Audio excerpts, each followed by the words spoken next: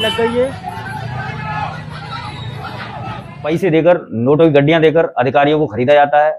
सरकारी जो दफ्तरों में बैठे हैं, जो वहां जांच में आते हैं, देखने 4 हफ्ते या 1 महीना ज्यादा से ज्यादा, फिर पूरे 11 महीने ऐसे ही मामला चलता रहेगा। बहुत मौज में कटेंगी, बेसमेंट में ठूस दिए जाएंगे बच्चे। तभी हम जानते हैं कि ईमानदारी भी नाम की कोई चिड़िया होती है, वरना भ्रष्टाचार का मगरमच्छी है। कंकर कांटा लगे ना कंकर। तो दोस्तों, आपका बहुत बहुत स्वागत करता हूँ मैं जैन जी का, जो कि हमारा चैनल है भारतीय जैन जी।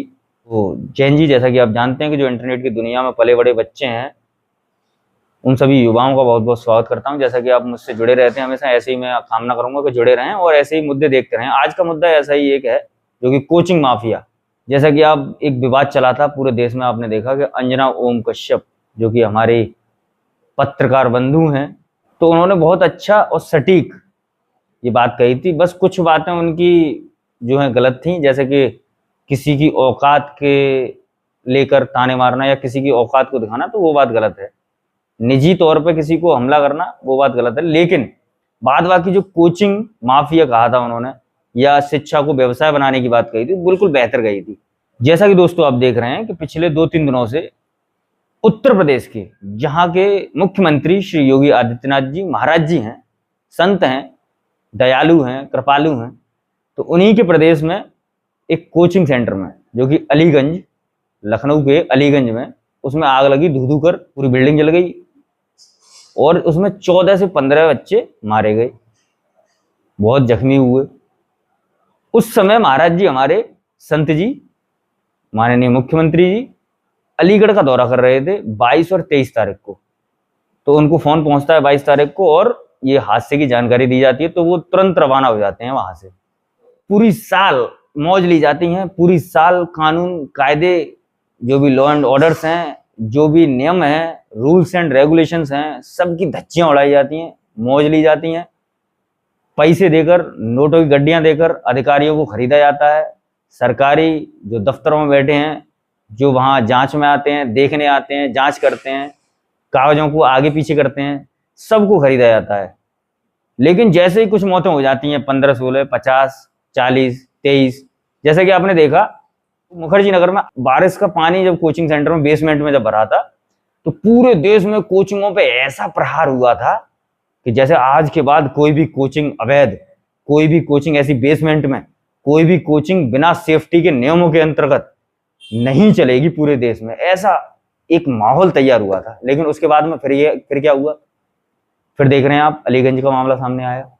तमाम ऐसे मामले आते रहते हैं जहां छात्र अपनी जान गंवाते रहते हैं, परिजन उनको भेजते हैं पढ़ने के लिए, लेकिन उनको इस तरीके से कीड़े मकोड़े की तरह ठूस दिया जाता है एक कमरे में, बेसमेंट में, ग्राउंड फ्लोर में, या कहीं ऐसे कैमरे में जहां लकड़ी का फर्नीचर है पूरा, वहां उनको झोंक दिया जाता है। फिर पढ़ा रहे हैं, अब कैसा पढ़ा रहे हैं वो तो बच्चे जानते हैं, लेकिन सुविधाओं के नाम पे क्या दे रहे हैं कि एसी दे रहे हैं, सब कुछ दे रहे हैं, एसी ब्लास्ट हो रहे हैं।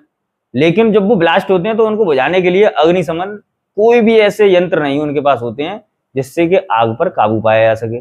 14 से 15 बच्चे मारे जा चुके हैं और एक की हालत बहुत गंभीर है। एक की रीढ़ की हड्डी, जब वो ऊपर से छलांग लगाई थी उसने तार के सहारे, तो उसकी रीढ़ की हड्डी पूरी चकनाचूर हो चुकी है। तो उसके बाद होता क्या है कि पूरे प्रदेश में, पूरे प्रदेश क्या, पूरा देश ही कहेंगे, क्योंकि हमारे यहाँ ऐसा होता है कि जैसे नदी का स्तर धीरे धीरे बढ़ता है, तो ऐसे ही ये कायदे कानून धीरे धीरे जगह जगह फैलाए जाते हैं। हालांकि वो लागू हो चुके हैं पहले से, लेकिन फैलाए धीरे धीरे जाएंगे, क्योंकि नोटों की गड्डियां धीरे धीरे पहुंचती रहती हैं, उनका असर धीरे धीरे कम होता रहता है। और सारे सरकारी दफ्तरों में जो अधिकारी बैठे रहते हैं, जितने भी जो भी भ्रष्ट हैं, ज्यादातर तो करप्ट ही हैं, कुछ अच्छे हैं। तभी हम जानते हैं कि ईमानदारी भी नाम की कोई चिड़िया होती है, वरना भ्रष्टाचार का मगरमच्छी है पूरे देश में। तो पूरे देश में, पूरे प्रदेश में, अब उत्तर प्रदेश की बात कर रहे हैं तो पूरे उत्तर प्रदेश में लखनऊ हो गया, फिरोजाबाद हो गया, आगरा हो गया, और हाथरस हो गया, बुलंदशहर हो गया, बदायूं हो गया, जहां पे भी कोचिंग जो व्यवसाय बनाकर बैठे हैं, शिक्षा को एक व्यवसाय मान लिया है कि सामने वाला हमें पैसे दे रहा है, हम उसे पढ़ा रहे हैं। सामने वाले से हमारी कोई इमोशंस नहीं, सामने वाले से हमारा कोई रिश्ता नहीं, सामने वाले से हमारी कोई भी हित का कार्य नहीं। सिर्फ उसको हमें, जब वो हमें पे कर रहा है तो हम उसे पढ़ा रहे हैं। अगर चाहे कोई गरीब भी अगर आ जाए तो शायद इक्का दुक्का ही इस देश में, या फिर बहुत से हैं जो फ्री में पढ़ा देते हैं, लेकिन सब क्या करते हैं कि पैसा गिव एंड टेक का एक मामला है।